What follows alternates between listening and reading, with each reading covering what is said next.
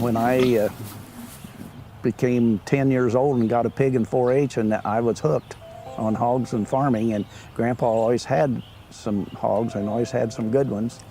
One of Grandpa's comments was, I always asked him why everything was just perfect as far as feeding the livestock and cattle. He said, no better way to walk corn off the farm than in a good quality beef or hog. And he was right. My first pig was a Barra to show in the 4-H when I was 10 years old. And my dad went over by Fortville to a Chester White breeder and bought the pig and brought it home, and I took care of it. And it was reserve grand champion at the county fair that year. And from there, I think I showed a single hog one more year, and then he could see I was a little interested, so we bought a bred gilt. And then from then on, I always had sows raising my own pigs to show, never bought another. Life is in 4-H to me is one of the best places for young kids. I think there's 130,000 4-H'ers in Indiana right now.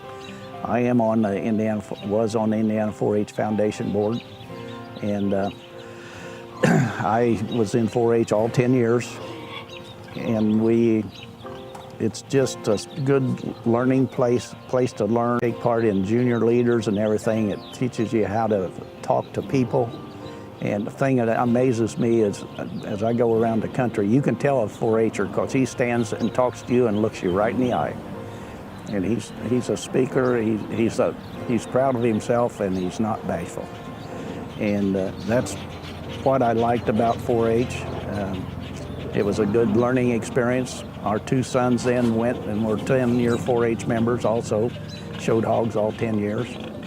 And like I say a while ago, I started showing in 1948, and 50 years later I got a certificate from the Indiana State Fair that I had showed there 50 years at the Indiana State Fair. Some of the things you do at the State Fair, and a real good friend of mine that we always hung out together at the State Fair together was Bob Purcell, who was Sam Purcell's son. And there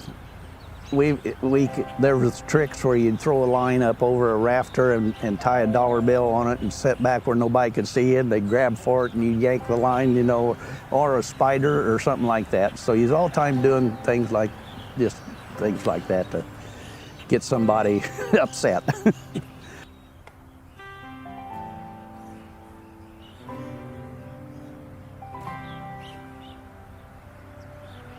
Judy and I went to high school together and really never paid much attention to her till about my junior year, and we were in the class play together. And so that summer, a good friend of mine, I was working on a farm in the summertime, and came and said, "Won't you get a date and double with us tonight?" And I said, "I don't know who to call," because all I thought about was sports and pigs and hogs and 4-H. So out of the clear blue, I called Judy. And I never had a date with another girl. We just kind of hit it off. In fact, this Saturday, or no, a week from Saturday, we're celebrating our 60th class reunion. And so it's been a lot of fun to be together. When I first met Bob, in about 1957, girls wore full dresses, long full dresses, and we went to the fair.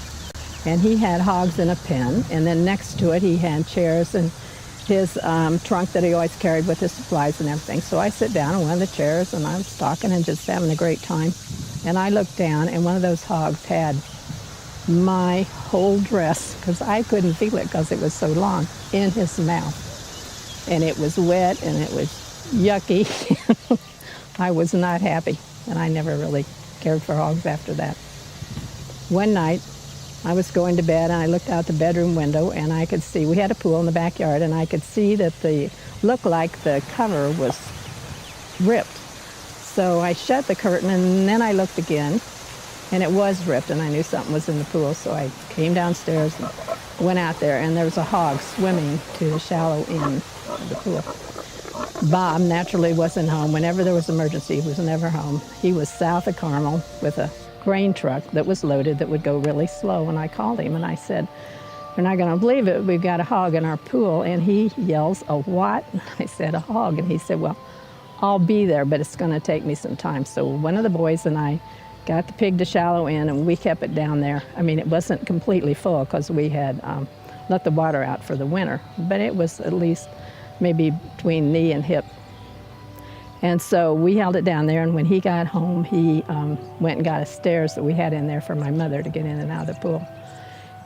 And the hog wouldn't come out. So finally, Bob had to get in there and shove him up those stairs to get him out. She was a city girl, but she put up with me being a farmer, and has been really a good support. I was always in the city, and Carmel was not a big city at the time. It's only about 600 people, but you knew everybody. Well, I think that the new people are here don't realize, what was here before they came. But I think it's a good idea just to show people that this was not all subdivisions and big buildings and roundabouts.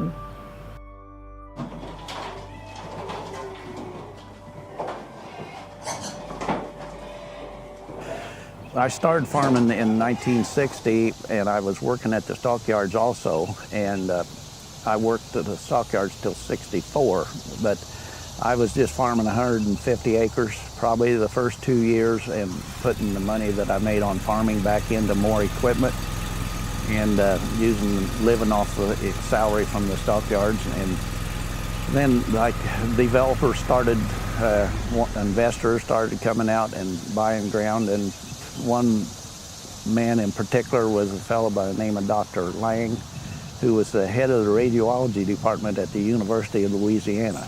Wanted nothing to do with farming the ground himself, and I was able to get in with him, and he would, for instance, he sold ground that joined my grandfather's place on the east to Browning Developments, and Browning developed all that area at that time. He didn't take the money. He did a 1031 exchange and traded for ground elsewhere. And so that's how I was able to pick up ground. In fact, he traded for the ground where Creekside School was, and I was the last one to farm that ground until Carmel bought it. But not all at the one time did I farm every farm that I farmed in Clay Township.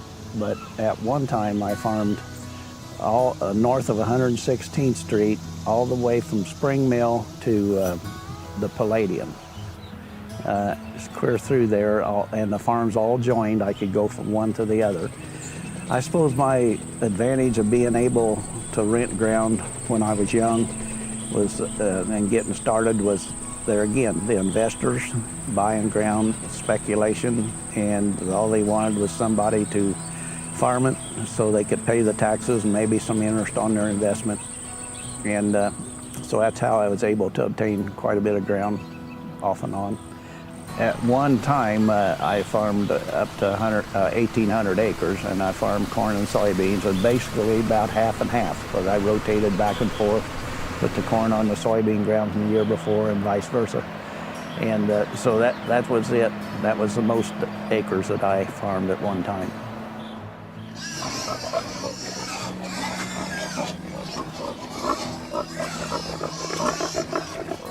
I really didn't get involved in hogs big time until we bought the farm, and then I gradually started out with 20 sows and kept saving offsprings and getting different boars and trading back and forth till we got up to 150 sows. And we were raising 2,000 to 3,000 head of hogs a year. Some of them we sold some for replacement seed stock, gilts, and boars, and the rest of them went to the market for pork. And that was basically what we did with our hogs. We tried to raise as many good ones as we could to get a little premium for breeding stock, but they always had some that ended up going to market. When I first started in the 70s, I was probably one of the bigger ones, but now that's 150 sows is just a minute number, because you're talking 1,000, 2,000 sows in an operation. And it's just like everything else. You either raise grain or you raise livestock, and everything's just gotten so big that, but I was more diversified to where I could do both, had two hired hands and all the time, and that's how we operated. I didn't have farrowing crates. The sows was able to farrow in a pen with guardrails and a brooder in the corner. Our hogs were fed out on a concrete floor, not in an enclosed environment building on slats. They had some room to run, and all of our sows that were in gestation waiting to come back into the farrowing house were on dirt lots. And we very seldom fed any antibiotics or anything back then. And it wasn't a big deal then. You could get a premium for doing that now, but we didn't get a premium back then. We just got paid on the quality of meat we were producing. One of the prizes I won at the state fair a few years ago that really I think I'm proud of is back in the 80s, Purdue had what they called a quality attest station at Linwood Farms. And you would take a 40-pound pig there and dump it in a pen with 50 other ones. And then they would feed them out. They would rate their rate of gain from the time you brought him in till he weighed out. Then they would slaughter him and judge his carcass and everything, and I won that twice. Out of a group of 300 head, we had the one that gained the fastest and had the best carcass. I was probably as proud of that as anything. Another that I really was at the Louisville Barra Show. We had the Grand Champion truckload one time, or twice, I guess. And that's quite a feat when you try to get 6 hogs to match and look alike and still be of good quality. That's quite a feat in itself also.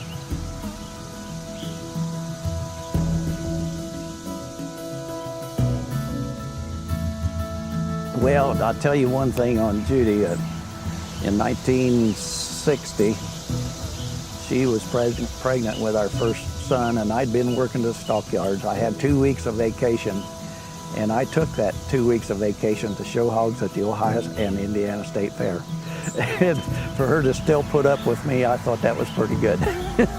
I would say she never really ever did love pigs, but she supported everything I did with them, and she supported the boys being at 4-H and showing hogs. And to be honest with you, all the time that we lived here, I only saw her in the farrowing barn one time, and that was the blizzard of '78, and none of the hard hands could get here, and she came out and helped. In 1978, we had a big blizzard out here, and we were shut in for about 4 days, and our help couldn't get here to help Bob with the farrowing barn. So the only person he had was me, and I'd never worked in the farrowing barn before, but I made my way out to the farrowing barn, which was not easy. Bob was giving my mother blow by blow of me falling down and trying to get on the snow drifts and everything. So I finally got there, and he gave me a pitchfork and said to clean out the straw where the hogs were bedded. So I was doing really good, and a little bit he came in and he said, "These hogs are really cold out here." He said, "You got to get going, you got to do it faster." And I just put the fork down and I said, "Who else have you got?" He said, "Nobody." He said, "Okay." So he went back and I went back, and I did the best we could. We got the hogs in, and at that time hogs were walking all over fences. The fence, the snow was over the fences, and they were walking all over.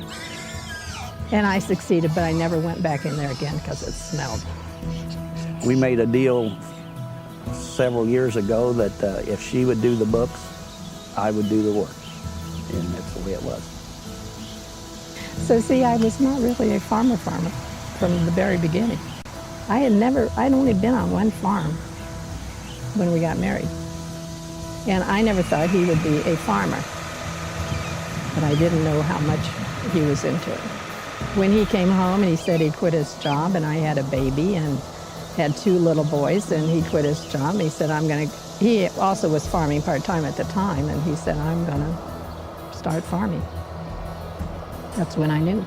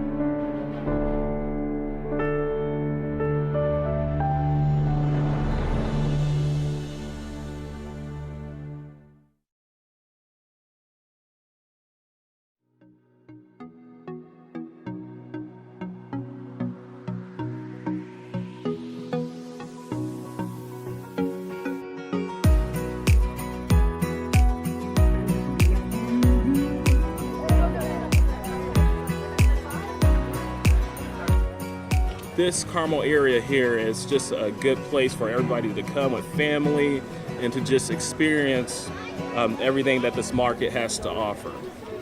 What's best about this market is that this is a market that has a lot of different races. So you get a lot of different foods, you get a lot of different varieties. You have a lot of different produce vendors, meat vendors. Hands down, Carmel's the nicest farmers market that we attend. We do 5 markets a week. Most of these markets are parking lots, or there's streets that are really narrow. We can barely get our vehicles in and so forth. Here, they've obviously put a lot of thought into this. We have electricity at each spot. We have water at each spot. It makes it very easy for the vendors to come in and do the work. And so they do a good job of saying, what are your needs? And then let's build a facility to do that. Ron Carter's somebody that I've worked with since we've been here. And even when they were in the old parking lot over there, he's really fair. I like that about him. Some markets will attend, you can see there's some favoritism going on and things like that. With Ron, it's just what's the right thing to do? Let's do the right thing. I'd like to thank everyone for coming to the market today. We have a very special presentation for a very special person. I met Ron Carter. Ron doesn't know about this. He doesn't know what the heck's going on. Ron had previously worked with the Rotary Club and with the Monon Greenway Committee to get some funding to start to do a study about the possibility of turning our old Monon Railway into a trail. He was a leader in that venture. Ron Carter was also instrumental as sitting as head and member of the Carmel Redevelopment Commission during a pretty tough construction process, political tough construction process for the Palladium. The third thing that comes together in this spot is this market that we're at today. Ron approached me. The city help with the market's been pretty minimal. He approached me for about $100 20 years ago to buy some books about how to set up a farmer's market. Remember, it started out over in the back parking lot at City Hall and wasn't this market. I think we have 6,000 people at the height of the market this year. So this is something that's really been good. All great cities, I think, have been built around markets where people from all different backgrounds come together and get to know their neighbors. We wouldn't have this market if it weren't for the efforts of Ron Carter. Nor would we have the Palladium, nor would we have the Monon Trail. All 3 of those things come together in the site. So we have an announcement today. This is no longer going to be known as Center Green, but Carter's Green. We're renaming it for you, Ron. As a thank you for 24 years of selfless service to the citizens of the city of Carmel. Thank you. I'll open it up here. We're going to see what we're going to do. We wanted to have it all in place, but we knew he'd see it beforehand, so. What are you here for? How are you doing?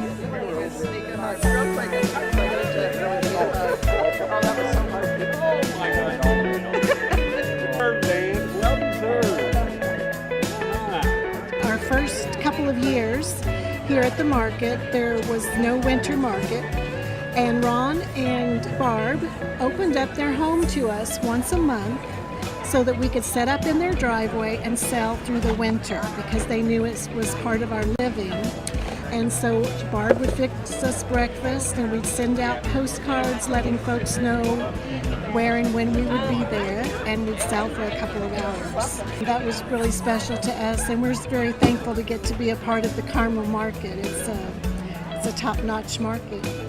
We remember going to the market when it was back over by the fire station and City Hall. It was smaller then, but it was really robust and a lot of fun, and it just brought that whole sense of community that we really loved. So watching it grow, watching Ron and all of the just dedicated volunteers that have made this market what it is today, 21 years later, is not only impressive, but it really just drives home the point that Carmel is a place for home, community, inclusion.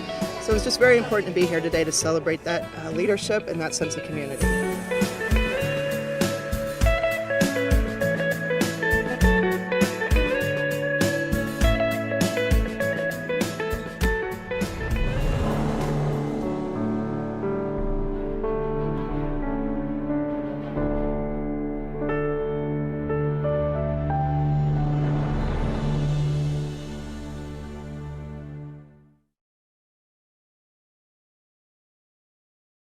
I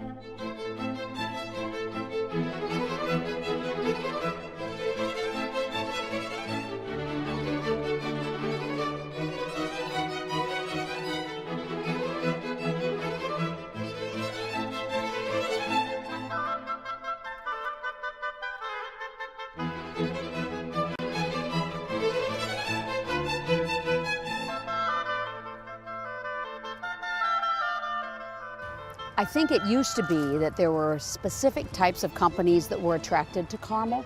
Those were probably in days when we were much more of a bedroom community than our own city as we are now. We used to be referred to as a FIRE economy, and that stood for finance, insurance, and real estate. But now, if you consider the amount of medical that we have here, 3, 4 major hospital facilities, you would have to add healthcare to that.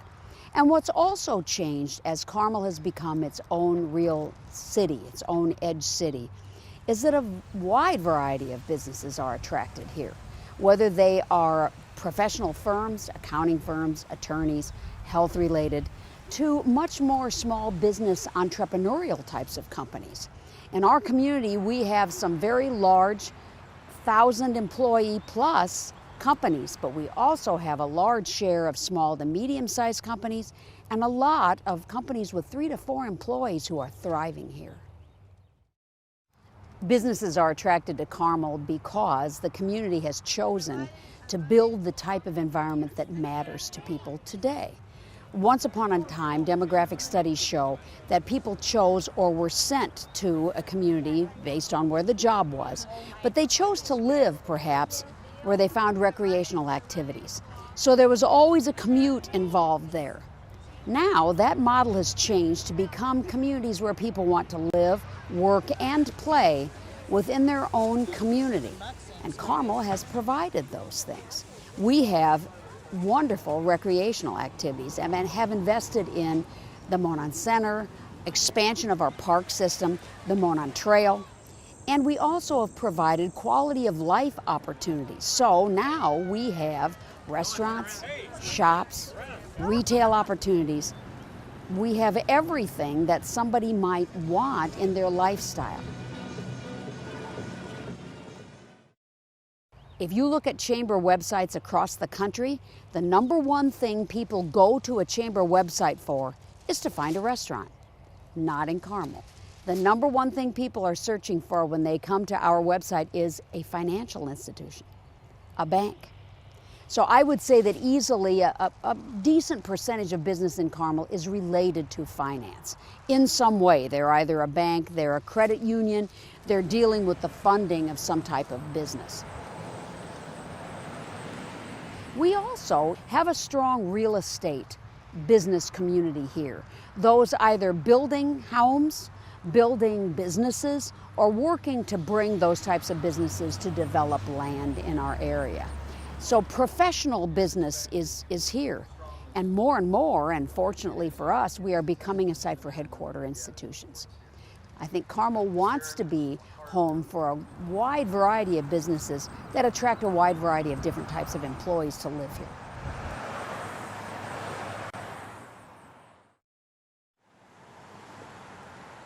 More and more what attracts businesses to any community, and Carmel is no different, is quality of life. It used to be that if you had a high-rise building and a whole lot of parking space, that was all a business was looking for. Except that now, employees might want to ride their bike to work.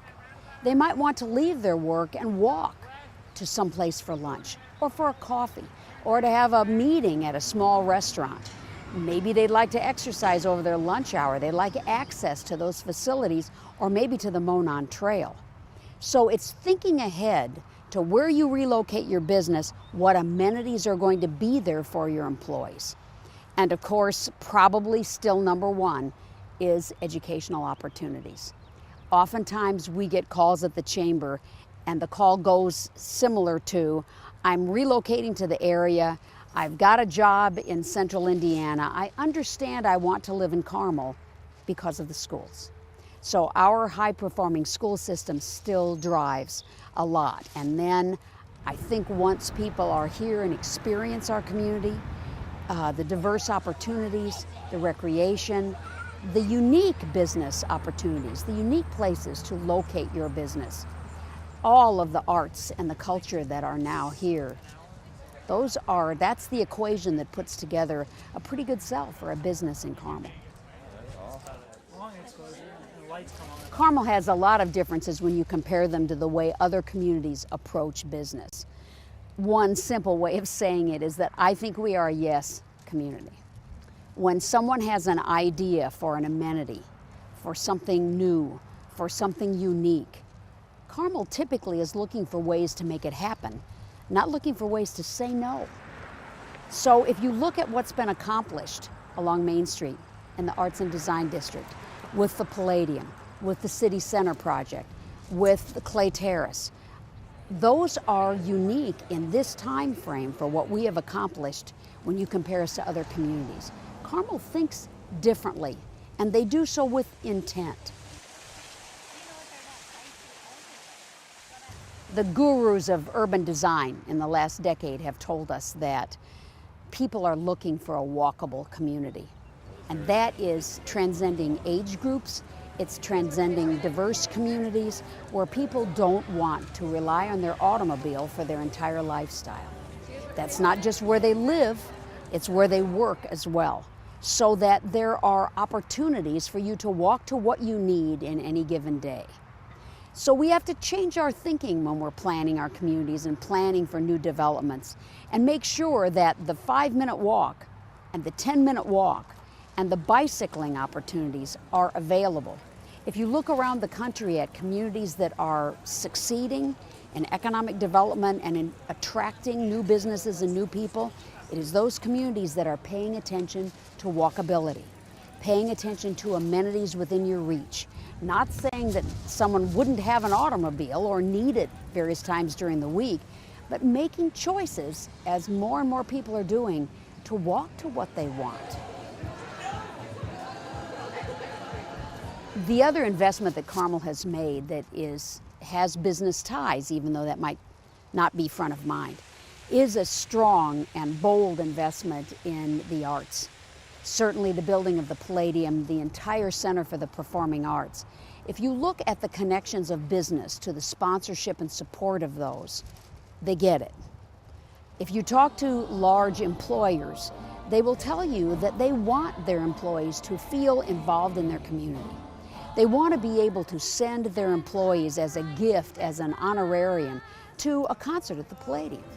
Oh, the sun shines bright, the world's all right, 'cause I'm in love. To show that they are supporting their community by sponsoring those types of major events, so that it becomes a community treasure. Certainly the numbers of people, not only from other states, but now from around the world, that are coming to visit our Center for the Performing Arts, it's fabulous. But what it means to those people and those companies associated with these employees here is huge. And I think that Carmel businesses get that as something that they want to be proud of and they want to invest in. It's always amazing when you go to a concert at the Palladium or a show at the Tarkington or something at the Studio Theater that you can be home in 15 minutes. You just saw the equivalent of something that could be in Chicago, on Broadway, and you're at home.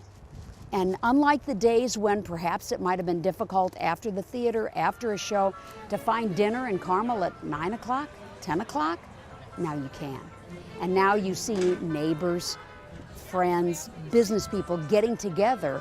It's a focus, and it's a focus for social opportunity. And that's pretty special.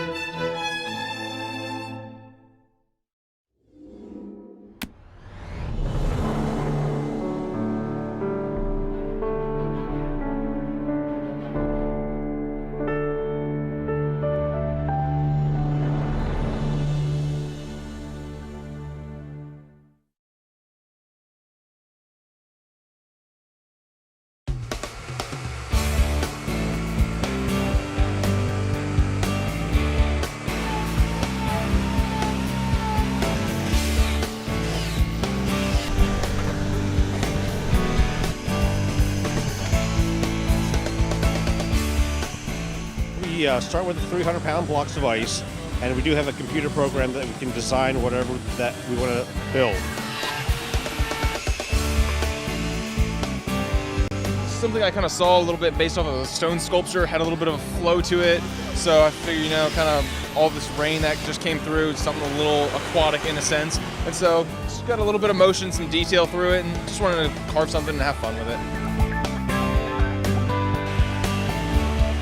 I liked the one with the mouse because I like the huge block of cheese. Everyone's doing an amazing job. It's pretty cool watching them with the tools. What you're normally used to seeing a saw on a tree, that it's carving in the ice and not actually breaking through. And yeah, there are 4 of us that came today. We've seen the ice sculptures around last year, so we thought we'd come check it out this year and see the carving happening. Today I am doing a take on like kind of one fish, two fish. So I have 2 salmons that are kind of coming out of the water. Yeah, you can't really go see ice sculptures any time, so what they bring in, I think they're regional artists to come in here, and it's you can see the carving and appreciate it, but to see them actually chiseling it out with chainsaws, it kind of adds to the experience. You know, it's pretty wild. Well, it looks like the eagle's the big winner. Everybody loves the eagle, but there's the 2 fish, 1 fish, 2 fish, and another eagle with the fish. But a lot of good artistic work here. Today I carved an osprey catching a fish, and it was almost a perfect carving day today. Just slightly above freezing and cloudy. That's great for us. The children's area is one big block of ice. It's carved with like cartoons on it, and all the kids get to take paint, so they paint it, and it makes the color on the ice.